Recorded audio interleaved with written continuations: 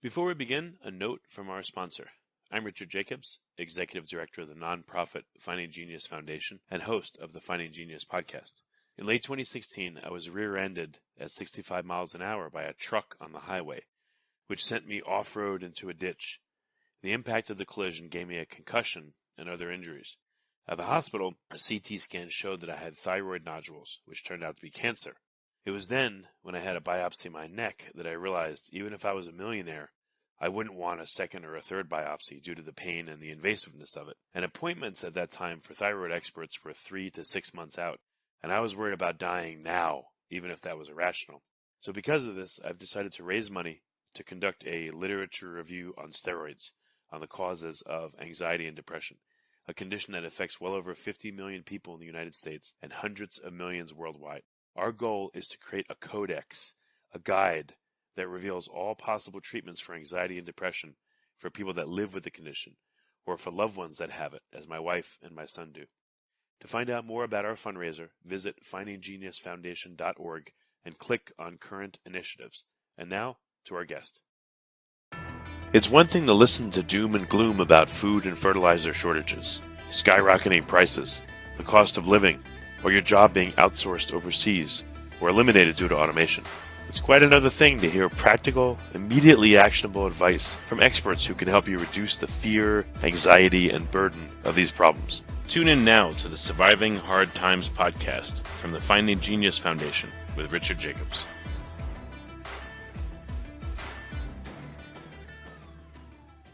Hello, this is Richard Jacobs with the Surviving Hard Times podcast, sponsored by the Finding Genius Foundation. I have a YouTuber, John Williams, aka This is John Williams on YouTube. The website is thisisjohnwilliams.com. YouTube again is This is John Williams. John's, according to his bio, he's had a passion for surrounding himself with successful people. 2009, when the market collapsed, John became a real estate agent in Beverly Hills. He sold over $100 million in real estate before the age of 30. He's represented famous DJs, developers, film producers, CEO of NASCAR, etc. John's got a really great YouTube channel where he provides a lot of economic insights that I've watched quite a bit. So that's why I wanted to have him as a guest. So welcome, John. Thanks for coming. Thanks for having me. Tell me about, so you were in real estate. I don't know if you still are, but how did you transition to doing your YouTube channel and why? Yeah, so I was a real estate agent from 2009 to 2019. And during that let me kind of pull it back a little bit. So when I was younger, I was about 12, everything was really good in my life. And then what ended up happening, we went through like a really big, like my parents got divorced and went through a really big transition. I moved with my dad and we kind of like started over. And so when I got into real estate, like we lived in like a boarded up house, no electricity. It was pretty bad for about a year. But what that did for me when I got interested as an agent was it put me in a really defensive place, saving a lot of money. And I was living far below my mean. During that period, all I thought about was, well, what happens if something, goes with real estate or if I can no longer be an agent? And so that's when I started investing. Once the investing side took off more, then I pulled back from being a real estate agent. And then I kind of built my social media around that. Okay. And your YouTube channel, what prompted you to start it? And, what was it like in the beginning versus now? Yeah. So I initially started on Instagram and like kind of just like showcasing properties, talking about what I was doing. But then ultimately I didn't want to only be on one platform. And so I went over to YouTube because then I could put out more value, more longer form content and kind of have more of a relationship with it. Because the average watch time on a IG video is about 3 to 7 seconds. The same with Facebook. TikTok is probably even less than that. And so I got on YouTube and said, I'm going to make longer form content, build up a stronger relationship with my audience. And then, I did that, started about 2 years. So what kind of topics did you cover in the beginning and how has that evolved to now? What have you been covering lately? Yeah. So 2 years ago, it was exclusively real estate investing and, becoming a real estate agent, how to make money, what to do when you're just starting out. And then as everything kind of like transpired over the last 2 years, then I started talking more about eviction moratorium, all the changes happening politically that are impacting business in different areas in America, talking about changes coming to the economy. And then it kind of went more broad as everything kind of like shifted and changed. Yeah, it looks like a lot of work goes into the data you present and the analyses. Like, How, without giving away your secret sauce, how do you find all these news articles and all this data and then collate it into a video with a goal in mind or advice in mind? It's funny. About a year and a half ago, I spent so much time putting together a video, like 5 hours, and I would just look up topics around things that I was interested in, like through Google, through Facebook, through like Facebook News, CNBC, like all the mainstream, as well as like outside that are like on kind of like secondary media online, and just kind of like getting a broad view, and then kind of like forming my opinion, and then organizing it and filming the video. But now when I film a video, it's kind of like I can start to finish the whole video. I usually film the video in one take, and it will take me 30 minutes to an hour for a video. So, I mean, on the news every day has just been so crazy. What kind of perspective is this giving you to do these videos? Like, I don't know how many you're doing a week, but what kind of perspective is this continual ongoing research doing? What is it telling you about the economy and the near-term future? Yeah, I think this whole economy is a house of cards. I think that what is happening right now, we were propped up by like 0% interest rates, stimulus, and, eviction moratorium, student loans were optional, or student payments were optional, utility bills are optional. The entire economy, everything was like put on a grinding halt, standstill. And I think a lot of people are kind of accustomed to, or, used to that type of situation. At least they were for a while. And now we're starting to move out of that. And now interest rates are rising, and a lot of that free and easy money is going away. And I think people are starting to wake up to where this world or this economy could go. If you look at the UK, you look at Argentina, you look at Sri Lanka, you look at all these places all around the world, things are getting much more hectic and chaotic around energy, inflation, food. So I think that America's headed into some uncharted territory. What are your thoughts about the next like 3 or 4 months? The next 3 to 4 months, is that what you said? Yeah, I'm sorry. Yeah, I know it's hard to predict too far out, but what are your thoughts on the next 3 or 4 months in terms of the economy? What will we see? I mean, if Ray Dalio and Warren Buffett can't predict the short term, I sure as hell couldn't. But if I were to have to do that, I would say we're going to see energy bills continue to rise. I think we're going to see. I think the Fed doesn't have as much, control to like tame inflation as they think. I think what's ultimately going to happen is the economy is going to come to a grinding halt, and we're going to see a lot of layoffs occur, because businesses will simply, you think about it like a small business, even tech companies, how do they operate? Small businesses usually operate based on, income coming in, right? If consumers are struggling, that's going to be a problem for them. Cost of living is rising. It's hard to find employees. I'm going through this myself right now. For example, just yesterday, I had one person scheduled for an interview. He texted me. It was a 9 a.m. interview. He texted me at 9:09 saying, I'm sick. He didn't show up. Then I had someone else come in, and it was a secretarial job. It wasn't anything like crazy. They had to like kind of operate, emails and stuff like that. They wanted $100,000 a year. That's what he wanted. I'm like, like this is crazy. A few years ago, that would have been a $50,000 a year job or less. Like secretarial work, sitting in an office. But yeah, small businesses, they're dealing with higher costs to run their business, a consumer that's going to be under pressure, higher debt service on the loans that they're living on, and just an all-around tough climate for small business. And we're seeing it right now, even like with tech companies, huge layoffs. That's happening because those stock evaluations, they went through the roof. They pulled out a lot of liquidity. They went on a hiring spree. They hired a lot of talent, expanded.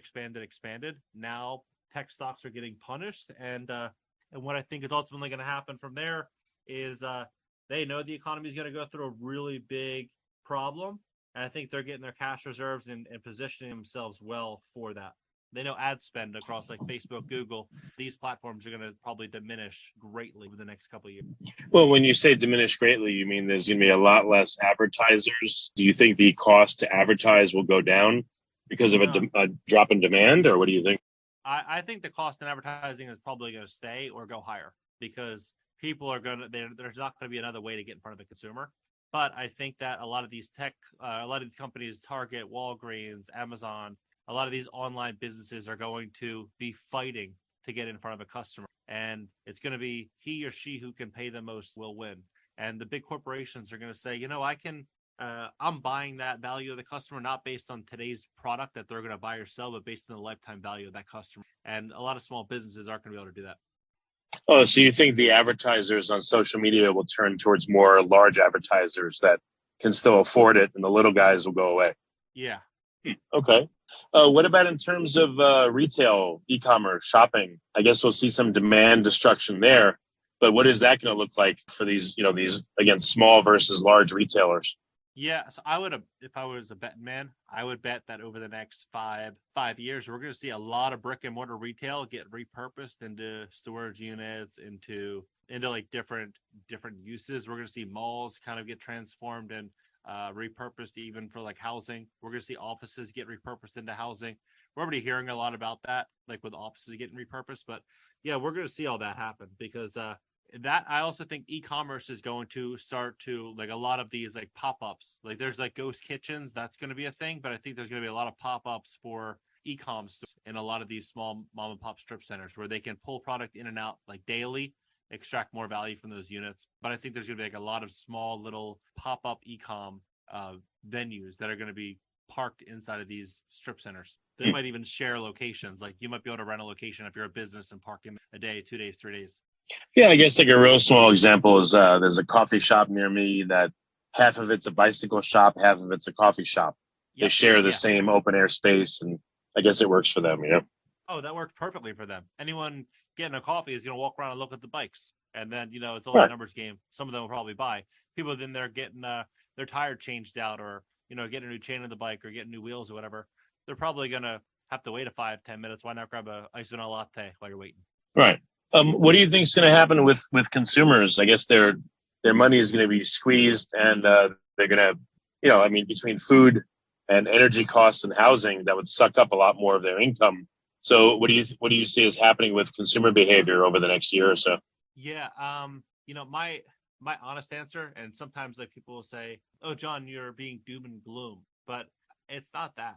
Like if you just look at it and say, okay, real inflation is 20%, right? Or 15%, many would argue. If you're making $60,000 a year, then you're taxed, and now your real income is probably somewhere around 40,000 or 45,000 after you take into consideration taxes, right? So maybe you're making $3,300 a month. You're making $3,300 a month, and everything is getting much, much more expensive as we continue to go. $3,300 a month is not much if you are renting a one-bedroom apartment. You have car insurance, you have gasoline, you have to feed yourself, you need clothes on your back, and like before you know it, you're living in credit card debt. And so if we're stepping into an environment where everyday consumers are going to get crunched and small business is kind of getting pushed to the breaking point, many would argue, we're seeing a lot of the wealth go straight to the top. So I think what's going to happen is that the consumers are going to be, the middle class will be forced to kind of sell assets that maybe they never wanted to sell to make ends meet. And the wealthy that have the money at the top are going to realize, hey, it's just, junk fiat currency. I might as well park it into something that can't be replaced. Go buy single family homes, rental properties, infrastructure, and those types of things. So I think that the smart entrepreneur will do well, but those that are living in kind of denial, saying that, hey, this isn't happening, I think that's a problem, or I think it's going to be later a regret. So, yeah, I think it's going to get harder. It's time for everybody to really think big and kind of build out a plan based for the change. Well, with real estate, it looks like, a lot of people have been piling in over the past year and a half. Now that rates are going up tremendously and everything, what do you think is going to happen with real estate? Again, people's cash is being eroded by inflation, but now real estate is very difficult, and the return on it, the cap rates seem to be incredibly low. Do you think money will move somewhere else and the real estate market will fall quite a bit, or do you think it'll still pile into real estate because people don't know where else to do to park their cash? I think real estate's in big trouble. I think it's in bigger trouble now than it has ever been. And the reason I say that is look at the last 2 years, everyone and their mother, brother are to buy multifamily property homes and be like the next guy on HTV. But what's happening now is we're walking into an environment where interest rates went from 3% to 7%, where there's going to be 1.5 million to 1.7 million new homes coming to market over the next 6 to 12 months from home builders all over the country that likely won't have the buyers or the prices that they needed to get to close those deals. What are they going to do? They're going to turn to like a rent-to-own model. So we're going to have more rental inventory. What's going to happen with all the retirees that thought their retirement was set? They're not going to be able to, they're not going to want to sell their property, but they might have to, or they're going to rent the property. But many people don't have $1 million in cash for a retirement plan. They're sitting on Social Security. So I think what we're going to see is a lot more inventory, and we're going to see a lot of home sellers like, damn, I missed the market. I should have sold, that are going to list their home for rent because they don't want to sell it. And then you have people that simply lost their job and they're going to say, I have a mortgage to pay. What can I do? It's either rent it or sell it. So like you're going to have a lot of people that are going to start listing inventory. And so you ask yourself, what does supply and demand do? Generally bring rent down. I think we're going to start to see a lot of rents kind of come down. I think that people that bought buildings on like a 5 cap that can't handle those rent reductions that are likely going to be coming, and the higher interest rates, like you can't refi a commercial building if you have vacancies going up, cash flows going down, and interest rates doubling. If you bought it on a 5 cap and you put 30% down, it's going to be harder to get that refi. Yeah. Well, I mean, all problems. Well, so there will be forces that will there'll be a lot more rentals on the market, but also too, I mean, less people will be able to buy homes because of interest rates. So wouldn't that also be a countervailing force against the excess inventory of rentals? Again, people need a place to live. Will that drive more people to look for rentals and thereby keep the price maybe stable? No, so I think that one of the big curveballs coming to the rental market that people aren't talking about is going to be rent control and tenant housing provisions, or these like protections that are going to come in and really kind of like take away a lot of the power landlords have. I do believe that we are going to see some challenges coming for landlords. I do think that there's going to be a lot of people renting, but you'd probably be shocked by how many people right now are already forced to rent. So more people like that are qualified to buy, but maybe now can't because rates have went up. I don't think that will stop them. They probably will buy just at a lower price point down the road if they were forced to, I don't think it's going to make a huge impact. I think that rents are coming down. Again, it's all totally speculative, but the Fed, some people are talking about the Fed pivoting, even though the Fed's saying, oh no, we're going to keep raising rates. The Fed doesn't really, they seem to change what they say all the time. But do you see them continuing to raise rates, or are they going to get scared and skittish at some point soon and stop raising and maybe lower?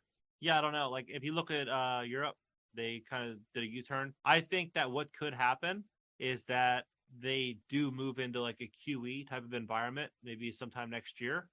Even though they said that they're not going to, it is possible. So I wouldn't say it's completely outright crazy. I mean, they're already talking about universal basic income and like all these differences of the country. So it wouldn't shock me, but if they do that, it would not issue any type of like long-term solution. All it would do is put more like distrust in the Fed. It would push more inflation, and it would make things ultimately much more painful for everyday Americans. It just would probably delay it a little bit. Are you there? Sorry, John. It was freezing for a minute. Okay, we're all good. So we don't know if they're going to pivot or not, but I guess the Fed is between a rock and a hard place. If they keep raising rates, the economy is just going to get worse and worse. If they pivot, I guess the 1% left of trust anyone has in them will evaporate too. But I mean, what do you think? Do you think that again we're just going to see like kind of a wishy-washiness from the Fed, or who knows? I think this is like a demolition of the middle class. That's what I think, and I don't think there's any way around it. I think if you look at what happened, I mean, they said by 2030 you'll own nothing to be happy. That they said, it's a statement. So I think that. Like if you look at who actually said that, the World Economic Forum, which is Angela Merkel, Biden, like every world leader. So they're like, there's even pictures with them at the summit. So it's like, if that's what they're saying, I would imagine that there's probably going to be pain coming. And to think that maybe it's conspiracy or not true. If you just look at it, like Xi Jinping is at all the people that are making a lot of the shots are at those meetings. So I wouldn't call it. I think that ultimately we are headed in that direction. Yeah, that's terrible. Just to go back in time a little bit. So you said you started real estate in 2009. I guess essentially you started while real estate was still crashing. So what kind of insights did that give you? Like, how were you able to make deals when the market was, probably in terrible shape and there wasn't much lending in 2009? What was that like for you? What does that tell you? Yes, I think that I think when you start or you kind of get industry when things are really good in perspective, when you get into things are quote unquote bad at all perspective. So like I had a clear outlook because I was able to look at home sellers that just lost everything, and I was able to look at property investors that didn't lose everything. In fact, they were getting ready to make millions. And so like looking at real estate through both lenses when I first started out, I think gave me a lot of clarity, and it always kind of kept me cautious. And, like I was cautious, but I was always asking myself what could go wrong in a deal. And as long as I could always withstand the downside, and the upside was a multiple of the potential downside, I was willing. For today.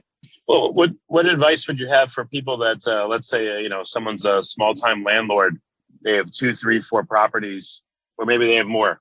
What would you tell them to consider doing over the next year or two to keep themselves from blowing up? Yeah, I mean, good question. So I would say some of them would be making sure you have the right tenant. And the other thing would be I wouldn't get greedy on rent. Like a lot of landlords are greedy on rent, and it like cause the reason I say that is because people can find themselves being penny smart, dollar stupid, meaning they'll charge, let's say the market rate is 1,500 and they might be able to get 1,550. But what ends up happening is they end up attracting a tenant that might not be higher quality. So I personally would go rent my unit. I would list it for rent for 1,350 and get 20 applications, and then I would try to get someone that's going to pay me 6 months up front or 4 months up front, and they would start paying rent immediately, but on the back end of the lease they would start eating away at that 4 months. So let's say it was expiring in December, then like come August, that would lose 1 month. September, lose a month. October, and it would go on that way, just to make sure I'm getting paid, especially if I'm in a place like California.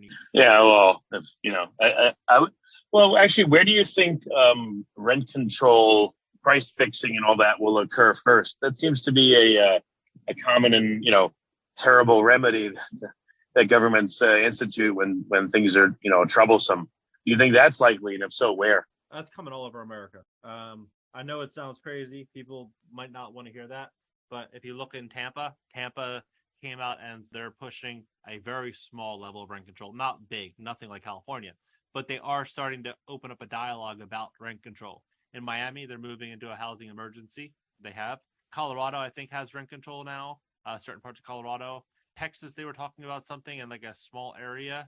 There's like a few other cities that are also talking about it. So Philly, I think, was talking about it. So there's like a bunch of places that are all talking about it. So if you ask me, if we're stepping into a situation where there's like more of an affordability problem and people are forced to rent, there's going to be a hell of a lot of people that are fighting for quote unquote protections for the renter. Well, have you seen when there's rent control, the rates are ridiculous, or are they still enough where, if let's say you have like a property not leveraged to the hilt with a decent interest rate, that you could still at least break even or cash flow? Well, it all depends on the rent.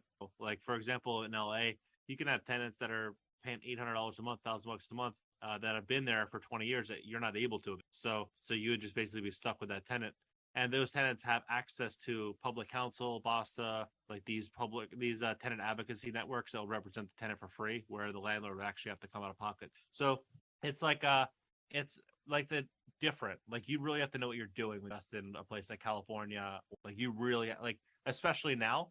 But I think that people should be paying close attention to what's happening politically inside of the market which they're investing in, because we will ultimately find change. If you're already starting to see small things that are happening, I could promise you that it's more likely only going to grow over time. So make sure that you're kind of factoring in. Well, what characteristics of a real estate market would you consider to be, possibly safer than other ones? Like, you mentioned California and New York, they're pretty strong tenant advocacy states. It seems like, should investors consider states where, let's say, they're more landlord friendly?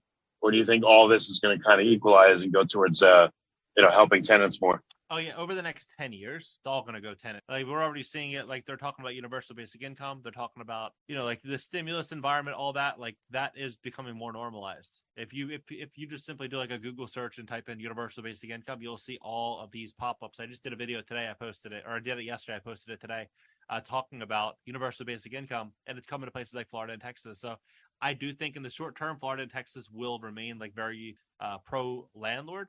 But over the coming years, we're going to be moving more aggressively.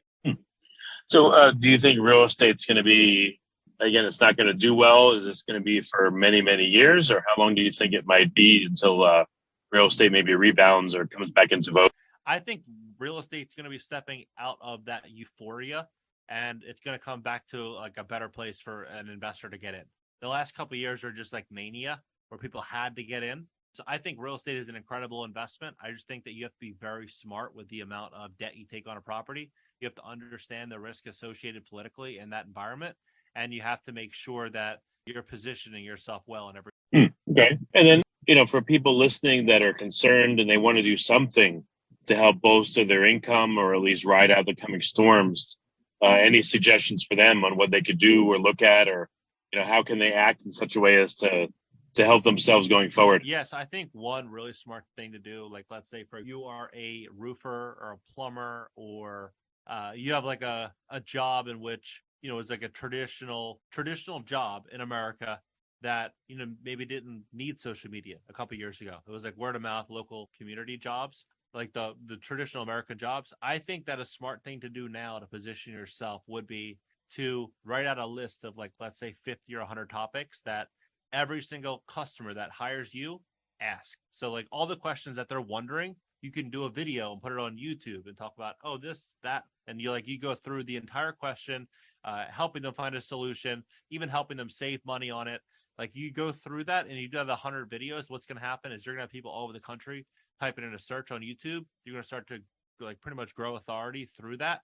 And then you're going to be able to use that authority to start segueing relationships and connections with other people in the industry that might have a little bit more authority. And then before you know it, people start to know you as like a household name inside of plumbing or inside of roofing.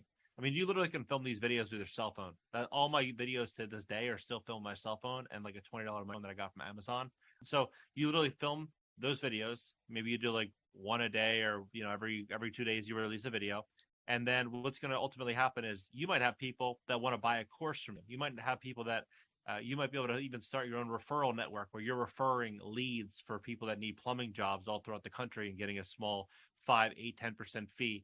Like there's going to be so many different ways that you can leverage this. But I think what's going to happen is that business owners aren't going to be able to advertise on Facebook, a lot of small business owners. So where are they going to go? They're going to try to advertise with influencers and do small brand deals. So I think that now is the time to get on social media and try to grow and scale a YouTube channel, Instagram channel, grow and scale it, because you're getting in front of all these people for free and you can't beat that price. Yeah. What industries do you think are going to weather the storm best or actually do well? And which ones do you think are like in really bad shape going forward? Yeah, good question. So I had a conversation with a gentleman named Peter Siegel. He's a hedge fund guy yesterday, 2 days ago. And I'm releasing on my channel tomorrow. He just bought a plumbing company. And he's like, the reason I bought the plumbing company is because if you look at a lot of people that are in the trades, they're 50, 60 years old, they're leaving the industry. The young people aren't in trades. And what's going to happen is there's going to be an upward demand of people that need those jobs, and supply and demand prices are going to be going up. And so I'm like, interesting. So yeah, I think that the trades are still like really good. I think the trades are a great way to make money. And I think that we are probably going to see a shortage of that. But I also think that like some other really good options would be engineering, robotics, AI. Like they're, kind of not for everybody. Not everyone like has that experience or background or money to invest in and do those things. But really, it's going to be leveraging social media because that's where all attention is. If you look on your phone, you'll probably be shocked at the amount of screen time that you have every single day just on your device consuming information from people that are putting in front of you. Okay. Any interesting topics that are coming up on your channel that you want to tease people about, or you're just still searching for the best information out there on the economy going forward? No, so I started a credit repair business, and what we are doing is I'm partnering up with affiliates, partners, business owners, people that, let's say, for example, mortgage lenders, solar sales, tax attorneys, divorce attorneys. And what I'm doing is in a variety of other industries, like people that are like essentially the gatekeepers for tenants that are for people that need credit to either buy properties, whether it be tenants or so on and so forth. And I'm helping people fix their credit, but I'm also partnering up with the business owner themselves. So I'm giving them a small commission on everyone that signs up, a monthly recurring commission. But in addition to that, they get free advertising on my YouTube channel for their business. So rather than spending $1,000 to run an ad on Facebook to tell people about it, I'll do it for you for free. And then at the end, you'll have a customer that has a better credit score that could potentially buy a product or service from you. So like we're kind of flipping the credit repair model completely. And I think that what we're intending to do over the next year is scale this up to where we're helping tens and tens and tens of thousands of Americans get out of credit card debt, increase their credit score, and improve their life, and helping business owners. Oh, that's really interesting. Okay. Is that program available now, and where can people find out about it, or is it going to be a few weeks till it comes? No, it's already available now. Just in my affiliate network alone, just people that are supporting the community, sharing content, that are signing people up. We already have like almost 500 people. We just started on Friday. So Wow. cashnow.video, and we've been in business for about 2 months, and we've already helped like a ton of people. I was literally just posting testimonials, different people that we've increased their credit score, removed derogatories from their credit report, really putting people in a better position. Yeah, no, that's great. Well, excellent. John, so the best place for people to find you is what? This is John on YouTube, or what would you recommend if they want more of you? Yep, at This Is John Williams on YouTube and TikTok, and cashnow.video. Cashnow.video. Okay. Well, very good. John, thanks so much for coming on the podcast. I really appreciate it. You got it. Pleasure. Before you stop listening, ask yourself, what are 1 or 2 useful things you heard on this podcast that can help you overcome food and fertilizer shortages, skyrocketing prices, the cost of living, or your job being outsourced overseas or eliminated due to automation? Please like and subscribe and tell your friends and family about their Surviving Hard Times podcast. We're all going to need help now and in the near future.